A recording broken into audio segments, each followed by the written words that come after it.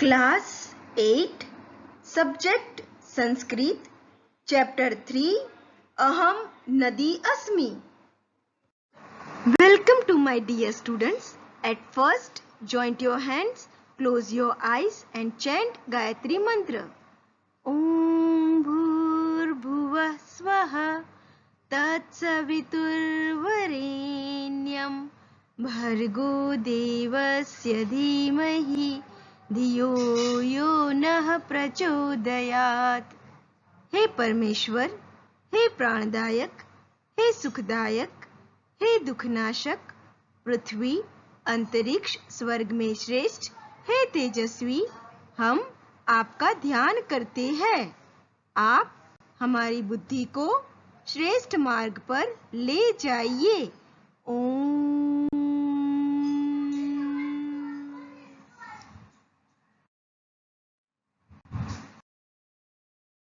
नमो नमः. जयतु संस्कृतम जयतु संस्कृतम. मेरे प्यारे बच्चों, आज के सेशन में आप सभी का हार्दिक स्वागत है. अरे ये बच्चों, ये दोनों कौन हैं? मुझे तो याद नहीं आ रहा है. कौन है ये? आपको याद है? अच्छा, चुन्नू मुन्नू है. अच्छा हुआ आपने याद दिला दिया, मुझे तो याद ही नहीं था. पर ये दोनों कर क्या रहे हैं? मुझे तो ध्यान नहीं है. आपको पता है क्या कर रहे हैं? अच्छा, घूमने निकले हैं. याद आया, याद आया. और ये दोनों घूमते घूमते नदी के किनारे पहुंच गए थे, है ना? और इन दोनों को देखकर नदी को इनसे बात करने का मन हो गया था और इसने बात करनी शुरू भी कर दी थी.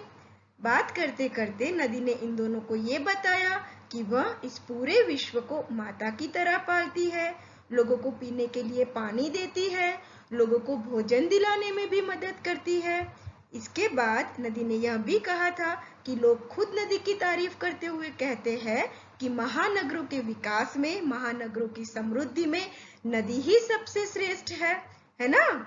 इसके बाद नदी ने अपने विस्तार के बारे में भी बताया, जिसमें नदी ने यह कहा कि वह उत्तर प्रदेश में सिंधु के नाम से बहती है और झेलम, चनाब, रावी, व्यास और सतलुज, ये 5 धाराएं जहाँ पे मिलती है, वही प्रदेश पंजाब के नाम से जाना जाता है.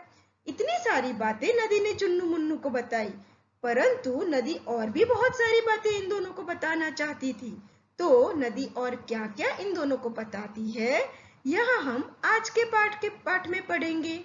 तो चलिए शुरुआत करें. बच्चों, नदी अपने उत्तरी दिशा के विस्तार के बारे में बताते हुए कहती है कि उत्तर प्रदेशे अहम मातृरूपे गंगा इति नाम्ना पूज्य अस्मि. उत्तर प्रदेश में मैं माता के रूप में गंगा इस नाम से पूजी जाती हूँ. मम तटेषु ऋषयः मुनयः अपि तपस्याम अकुर्वन्. मेरे किनारों पर ऋषि मुनियों ने तपस्या भी की थी. ते स्व आश्रमाणाम स्थापनाम अपि कुर्वन्. उन्होंने अपने आश्रमों की स्थापना भी की थी. स्वामी श्रद्धानंद महोदयेन स्थापितः गुरुकुल कांगड़ी विश्वविद्यालयः अपि मम तटे एव विराजते.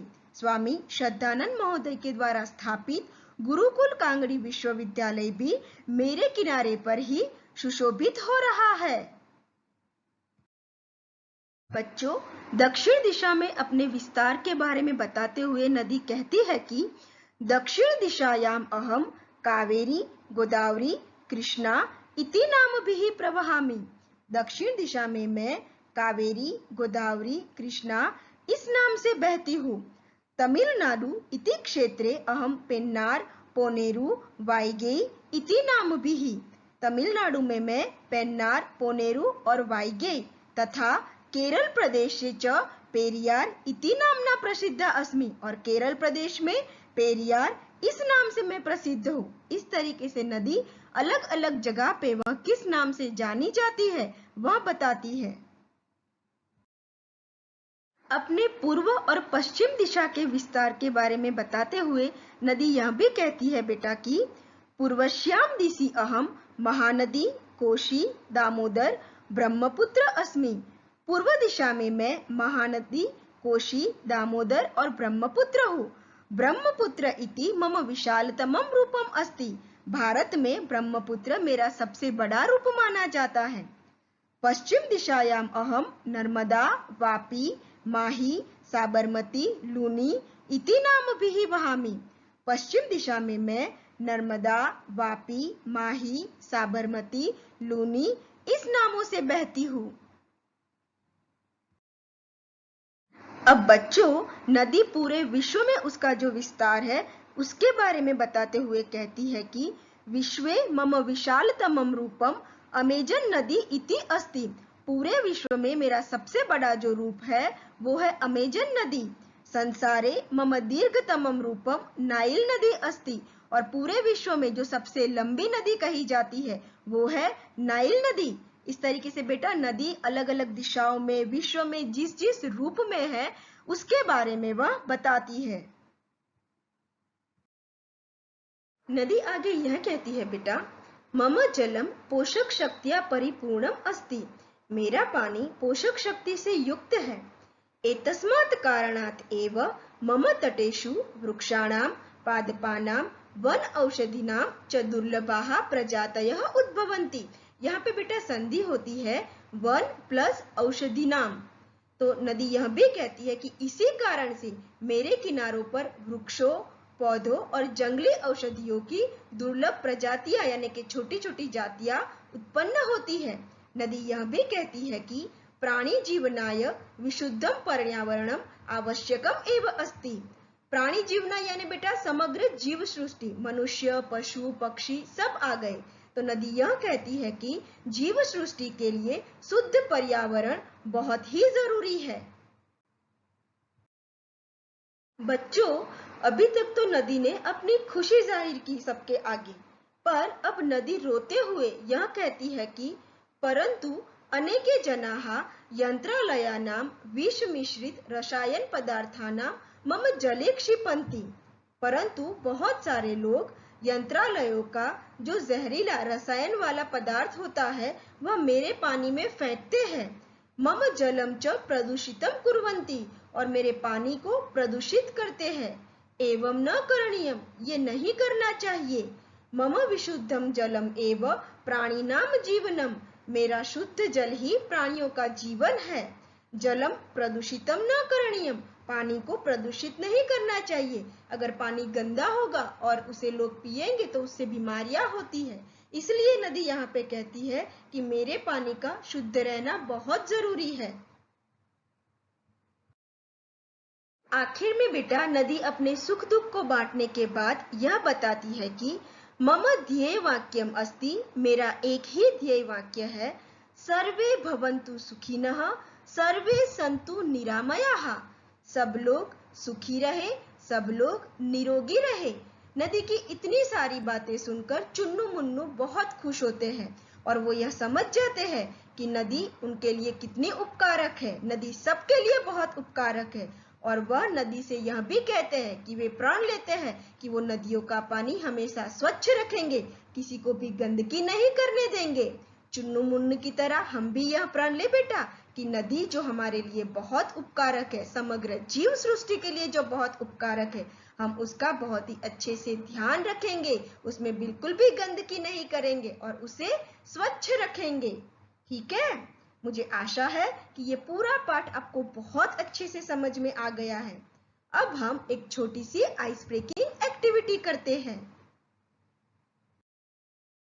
My dear students, now it's fun time. आज हम एक बहुत प्यारी आइस ब्रेकिंग एक्टिविटी करेंगे। बच्चों, हमने नदी की जुबानी, नदी की कहानी सुनी ना। मैंने ऐसी ही एक सुंदर मनोरंजक एक्टिविटी रखी है। आपको करना क्या है, यहाँ पे मैंने कुछ नदियों के नाम दिए हैं और भारत का नक्शा भी दिया है। आपको उन नदियों के नाम पढ़ने हैं और बहुत ही अच्छे से सोच समझ के बताना है कि भारत के कौन से विस्तार में यह नदी बहती है ना। मुझे बहुत ही अच्छे से पता है कि आपको ये बहुत अच्छे से आता है और आप इसको बहुत अच्छे से एंजॉय भी करोगे। ठीक है, एंजॉय योर एक्टिविटी। बच्चों, अब आज हमने जो पाठ पढ़ा उसके आधार पर मैंने यहाँ पर कुछ प्रश्न दिए हैं जिसके उत्तर आपको स्वयं लिखने हैं। उसके बाद आप अपने उत्तर की जांच कर सके, इसके लिए मैंने आगे की स्लाइड में इसके उत्तर भी दिए हुए हैं। ठीक है, पहला प्रश्न है, नद्याः जलम कया परिपूर्णम अस्ति? नदियों का पानी किससे परिपूर्ण है? दूसरा प्रश्न, जनाः किम प्रदूषितं कुर्वन्ति? लोग किसे प्रदूषित करते हैं? तीसरा प्रश्न, विश्वे नद्याः दीर्घतमं रूपं किम अस्ति? विश्व में नदी का सबसे लंबा रूप कौन सा है? चौथा प्रश्न, विश्वे नद्याः विशालतमं रूपं किम अस्ति? विश्व में नदी का सबसे बड़ा रूप कौन सा है? पांचवा प्रश्न, सर्वे कीदृशाः भवन्तु? सब लोग कैसे हो? छठा प्रश्न, पर्यावरणम इति पदस्य विशेषणम किम? पर्यावरणम इस पद का विशेषण क्या है? सातवां प्रश्न, क्षिपन्ति इति क्रियापदस्य कर्तृपदम किम? क्षिपन्ति इस क्रियापद का कर्तृपद कौन सा है? आठवां प्रश्न, मम तटेषु डैश डैश डैश उद्भवन्ति, अत्र मम सर्वनाम कस्मै प्रयुक्तम? मम तटेषु डैश डैश डैश उद्भवन्ति, इस वाक्य में जो मम सर्वनाम है वो किसके लिए प्रयोग हुआ है? उसके बाद नौवां प्रश्न, लघुतमम इति पदस्य विपरीत पदम किम? लघुतमम इस पद का विपरीत यानी कि विलोम पद कौन सा है? 10वां प्रश्न, सुलभाः इति पदस्य विलोम पदम किम? सुलभाः इस पद का विलोम पद कौन सा है? बच्चों, बहुत ही अच्छे से सोच समझ के सारे प्रश्नों के उत्तर लिखिए। मेरे प्यारे बच्चों, मुझे आशा है कि आप सबने सारे प्रश्नों के उत्तर बहुत अच्छे से लिख लिए होंगे। अब आपने जो उत्तर लिखे हैं उसकी जांच कर ले। ठीक है, आपका पहला प्रश्न है, नद्याः जलम कया परिपूर्णम अस्ति? इसका उत्तर है पोषक शक्त्या। आपका दूसरा प्रश्न है, जनाः किम प्रदूषितं कुर्वन्ति? इसका उत्तर है नद्याः जलम। तीसरा प्रश्न है, विश्वे नद्याः दीर्घतमं रूपं किम अस्ति? इसका उत्तर है नाइल नदी। चौथा प्रश्न है, विश्वे नद्याः विशालतमं रूपं किम अस्ति? इसका उत्तर है अमेजन नदी। पांचवा प्रश्न है, सर्वे कीदृशाः भवन्तु? इसका उत्तर है सुखिनः। छठा प्रश्न है, पर्यावरणम इति पदस्य विशेषणम किम? इसका उत्तर है विशुद्धम। सातवां प्रश्न है, क्षिपन्ति इति क्रियापदस्य कर्तृपदम किम? इसका उत्तर है जनाः। आठवां प्रश्न है, मम तटेषु डैश डैश डैश उद्भवन्ति, अत्र मम सर्वनाम कस्मै प्रयुक्तम? इसका उत्तर है नद्यै। नौवां प्रश्न है, लघुतमम इति पदस्य विपरीत पदम किम? इसका उत्तर है दीर्घतमम।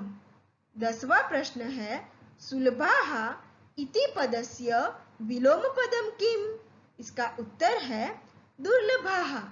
मेरे प्यारे बच्चों, मुझे आशा है कि आपको पूरा पाठ बहुत ही अच्छे से समझ में आ गया होगा और इससे हमें एक संदेश भी मिला है ना कि नदी समस्त जीव सृष्टि के लिए, हम सब के लिए बहुत ही उपकारक है। तो ये हमारा कर्तव्य बनता है कि हम भी नदी को स्वच्छ रखें, सुरक्षित रखें, है ना बच्चों? अब हम मिलेंगे हमारे अगले सेशन में। धन्यवाद। अस्तु।